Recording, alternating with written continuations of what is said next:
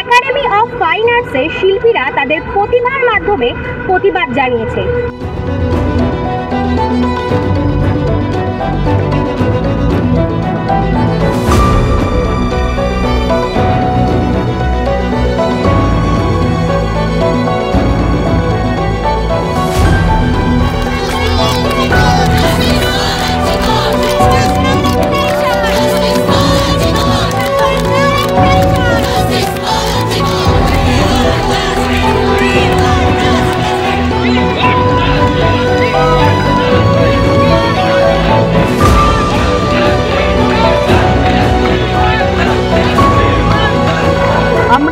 শিল্পী মহলের সকলে আজকে একত্রিত হয়েছি এবং এর আগেও হয়েছি, পরেও হব।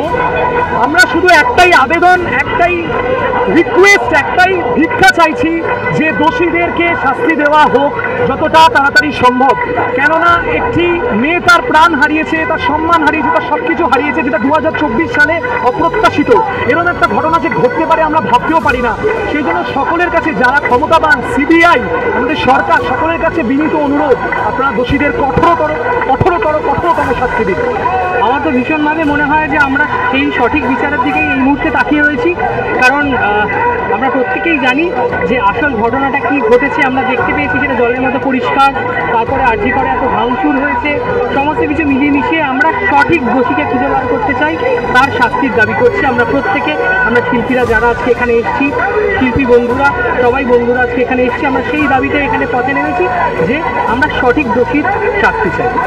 গোটা বাংলা জুড়ে বা গোটা দেশ জুড়ে বা গোটা ওয়ার্ল্ড জুড়ে তিলোত্তমার হয়ে যে প্রতিবাদ প্রতিটা মানুষের, সে শিল্পী হোক, সাধারণ মানুষ হোক, অটো বাস চালক হোক, যেই হোক, সবাই সমগ্র শ্রেণীর মানুষ, জাতি ধর্ম নির্বিশেষে, পার্টি পলিটিক্স নির্বিশেষে সবাই একত্রিত হয়েছে। সবার ইমোশন একটাই, সবার প্রেয়ার একটাই, এবং মানুষ যে একত্রিত হয়েছে এটা যেটা মোস্ট পজিটিভ থিং। আমার যেটা সবচেয়ে অ্যাজ এ হিউম্যান বিং আমার এটা সবচেয়ে আনন্দের জায়গা আমার কাছে। যে প্রতিটা মানুষ একত্রিত হয়েছে একটা কারণে, যে 2024-এর মতো একটা সময় দাঁড়িয়ে আমাদের এরকম একটা নোংরা ঘটনাকে উইটনেস করতে হয়েছে, সেটার বিরুদ্ধে সবাই প্রতিবাদ জানাচ্ছে। আর সেটাই হওয়া স্বাভাবিক, সেটাই হচ্ছে। দেখো এরপরে কী হবে আমরা কেউ জানি না, ঠিক আছে? 1 মিনিট পরে আমাদের লাইফে কী হবে আমরা কেউ জানি না। কিন্তু এই সবকটা মানুষের আজকে এবং গত 16 তারিখ থেকে শ্যামবাজার 5 পয়েন্ট থেকে যেটা শুরু হয়েছে, যে র্যালিটা শুরু হয়েছে, সেই দিন থেকে আজ অবধি প্রতিটা মানুষের একটাই মানে কী বলবো, দাবি বলতে পারো, প্রেয়ার বলতে পারো, বা যাই বলতে পারো, হোয়াট এভার ইট ইজ, যে অপরাধীদের শাস্তি হোক। আমরা সবাই চাই যে এটা যেন একটা সো কল নিউজ বা সো কল সামথিং হয়ে না থেকে যায়।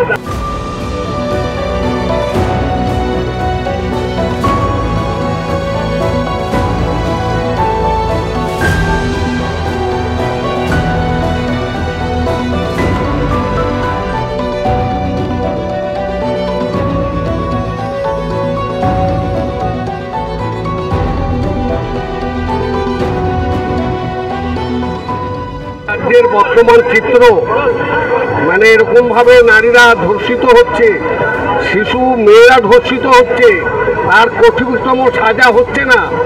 আমার মতে যারা এরা করে অপরাধীদের, তাদের চিড়িয়াখানায় খাঁচায় রাখা দরকার। আর যত দর্শক যাবে তাদের গায়ে থুতু ছেটানো দরকার, তবে যদি সমাজ থেকে ব্যাধি যায়। হয়তো যারা দেখছেন, যারা শুনছেন, যারা এতদিন ধরে দেখছেন, তারা হয়তো অবশ্যই বুঝতে পারছেন আমরা আজকে র্যালিটা বা আজকে প্রোটেস্টটা সবাই, আজকে শিল্পীরা বিশেষ করে আজকে রয়েছি সেটার জন্য। আমরা একটাই জিনিস চাই, সেটা হচ্ছে জাস্টিস। যার দোষ, এই দোষীটাকে যাতে আমাদের সামনে নিয়ে আসা হোক। আর আমরা অ্যাকচুয়ালি আজকে রাস্তায় আসা কারণটা হচ্ছে আমরা মেয়ে, আমরা খুব ভালোভাবে বুঝি। আর ব্যাপারটা হচ্ছে আমাদের সেফটিটা চাই, আর আমাদের কিছু দরকার নেই। যদি এই আন্দোলনটা আমরা চালিয়ে যাই, আমাদের একটাই উদ্দেশ্য, দোষীরা ধরা পড়বে, কালকে পড়বে, না হলে পরশু পড়বে, আটকে রাখা যাবে না কোনো দোষীকে।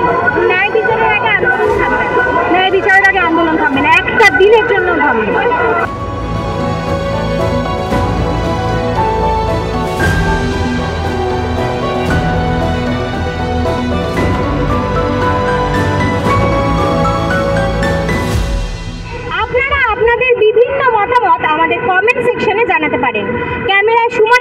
আমি সুচরিতা, চ্যানেল হিন্দুস্তান।